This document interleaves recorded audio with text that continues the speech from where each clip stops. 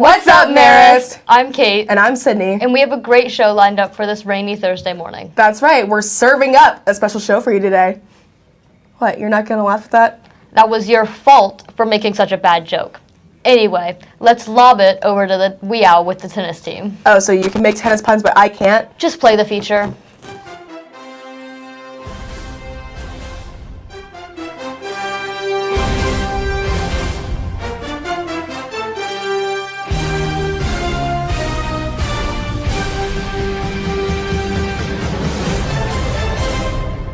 Welcome to Wee Owl. This week's Word of the Week is the tennis teams. Come meet some of the seniors.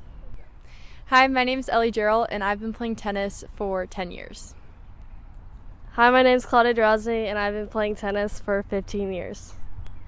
Hi, I'm Eva McLaren, and I've been playing tennis for 12 years.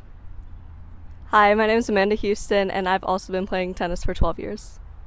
Hi, I'm Rainer Guttery, and I've been playing tennis for 9 years. Hey, I'm Dylan Crawford. I've been playing tennis for 14 years. Hey, I'm Matthew Bordenka. I've been playing tennis for 8 years. Hi, I'm Pierce Land. I've been playing tennis for 6 months. What's your favorite memory? My favorite memory is our bus rides home after our service project because Ashlyn is always keeping us entertained. Mine is our team sleepover my freshman year. Mine is when Ashlyn's opponent called her ball out and she said no it's not and gave herself the game. When Lillian hit the net player when we were playing doubles together. Bus rides with John Embry. Would you rather with John Embry? One-on-one coaching with John Embry. John Embry overall. What's your favorite pregame ritual? Okay, my pregame ritual is eating 1 bag of blue Doritos with my favorite sophomore, Raul. Oh, squatting with Raul. I have 6 milligrams of coffee with Rainer Guttery. Dylan Crawford and I like to steam, shower, and eat burgers. My favorite thing that Coach Gregory does is putting his Marist tattoos on his forehead and wearing the Marist socks for state. Mine is when he showed up to our match the other day and he forgot his sneakers, so he wore dress shoes with 2 pairs of socks. Mine is when he told us, "You don't know how I roll in the streets. You may know Mr. Gregory, but you don't know G Unit." My favorite Gregory moment is when he showed us a picture of his dog and he dressed her up in a jumpsuit that said Daddy's Little Girl.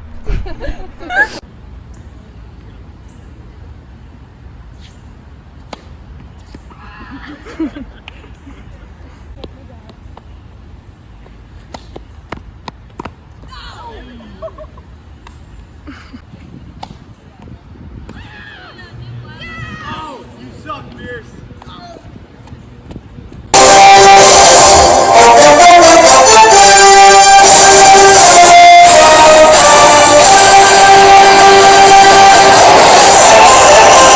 Thanks, Wee Owl. I loved that one.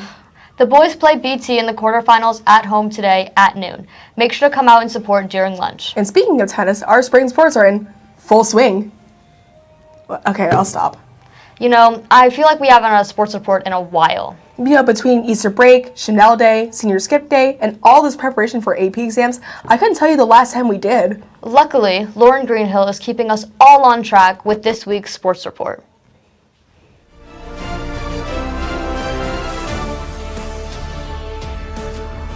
What's up, War Eagles? I'm Lauren Greenhill with this week's sports report. Seasons are beginning to finish out with playoffs well underway, so let's get right into it. Starting off with soccer, the girls team dominated Eastside on Tuesday with a massive 10-0 win. They faced Stars Mill on Monday in their next playoff game. As for the boys, they hit the field yesterday in a tough matchup against North Oconee, winning 5-1. Way to compete, War Eagles. Over to tennis, the girls team snagged a win against Blessed Trinity, punching their ticket to state and semifinals and finals, which they'll play on May 10th. The boys team is set to battle it out on the quarterfinals at state today at 12 p.m. Good luck out there. Now into lacrosse, the girls took down Holy Innocents with a tight 10-0 win on Tuesday. They'll hit the field against East Forsyth this Friday. The boys had a commanding 8-3 win over St. Pius last Friday and are gearing up to face Westminster at home today. Be sure to show out your support. The girls placed third in the area, with Ashlyn Taylor leading the pack by shooting an impressive 75, and the boys placed fourth with a shout-out to Brooks Adams, who landed in the top 5 with a 74. Both teams will compete in sectionals next Tuesday for a shot at state. Good luck to all the golfers. And finally, baseball. They swept a doubleheader against Walnut Grove earlier this week, crushing it with 13-1 and 11-4 wins to move on to the next round of playoffs. That's all for this week. Great job to all our athletes. Your hard work does not go unnoticed. Once again, I'm Lauren Greenhill, and this has been Sports Report. Thanks, Lauren. As everyone's seasons come to an end, make sure you go out and support your classmates who are putting up stellar performances. Speaking of performances, we saw some great ones at Chanel Day last week. I know. We had so many unique sets this year. I think all the juniors did a great job with Chanel Day. Not like we're biased or anything. But we did love to see the whole school having fun and taking some of the stress off while watching bands, playing games, or just relaxing and eating Waffle House. It's always a good day when Wahoo food trucks on campus. Here's a familiar face with a recap of Marist's best day of the year. Hey Marist! As you all know, we just celebrated St. Peter Chanel Day this past week, so let's go around Marist and ask what it takes to put on this amazing show. Okay, who are we with? Mr. Schmidt. And what goes into preparing Chanel Day every year? A great deal. The first thing that has to happen is I have to announce that it's going to happen, and then we do auditions, and then I line up all the acts, or the juniors do, the junior committee does, and then there's, you got to hire a sound guy to come in and all the gear, and then we help set up, and then we do Chanel Day. And what's the biggest challenge you face? Fitting all the acts into a 4-hour time constraint. 4 hours seems like a long time, especially when it's really school, but 4 hours is like almost no time to fit. This year we had 29 acts, which is more than double than we had 2 years ago. And what's your favorite Chanel Day moment? A couple years ago, Carter Rosales was the guy. He put together a 45-minute set for the end of the day, and all of it was incredible. Thank you. Thank you. Okay, what's your name? My name is Bryson Sewak. And how many bands were you in this Chanel Day? 9 bands, 31 songs. And why join so many bands? I think it was a little insane. Practices were so many practices, but I like to experiment with new styles and just reach out to as many types of music as I can as a guitarist or a bassist.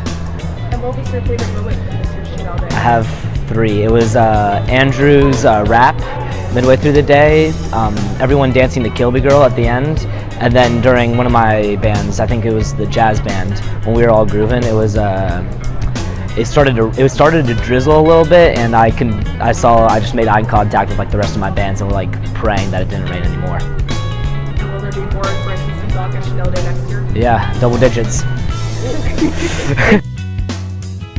Thank you to everyone who helped put Chanel Day and to all our Chanel Day performers. We hope to see you next year.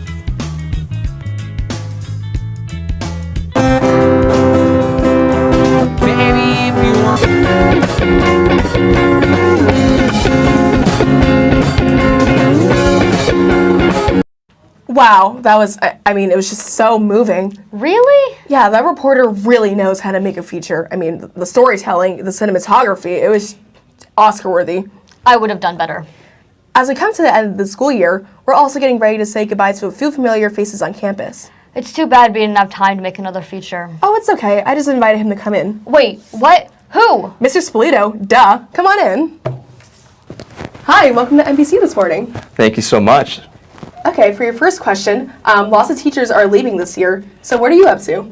So next year I'm going to medical school at Big Blue, University of Michigan. Just committed yesterday, so I'm very excited about that. The 4 years in Ann Arbor, and then after that I'll specialize and do something else. Okay.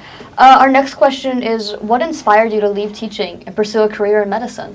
It's a great question.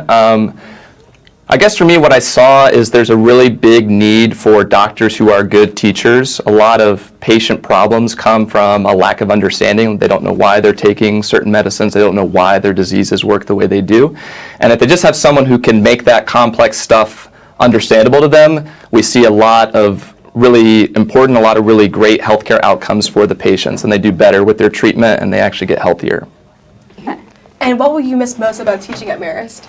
Oh, that's a really great question. Middle school science teacher, you really don't know what you're doing every day. Every day I come in here, I have no idea what's going to happen. I know what I'm going to do, but we got these, we got a lot of clip farmers, a lot of aura blasters in the middle school, and it just can be tough because I don't know what they're going to do, how they're going to react, but I have to be on my feet, and I think that keeps me young, keeps it fun, and every day is just a new day. I love my job. Nice. Thank you so much for joining us. We wish you all the best next year in med school. Thank you so much. Mr. Spolito is hosting a meeting for students interested in pre-med during activity period next Friday, May 9th, in C2, oh my god. 35. Well, that's all for this week, Maris. Make sure to follow us on Instagram at MarisNBC. This week's poll is, what goes first, cereal or milk? Obviously, the milk goes first. You monster, the cereal goes first. Well, we'll just have to leave it up to the Maris fam. And they'll just see that I'm right. Anywho, birthday shout-outs go out to Nora Kennedy and Danny Seymour. Happy birthday. That's all for this week, Maris. Once again, I'm Sydney. And I'm Kate. Have a great day. We'll see ya.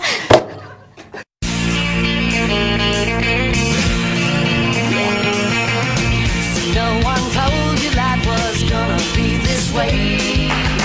Your job's a joke you broke, your love life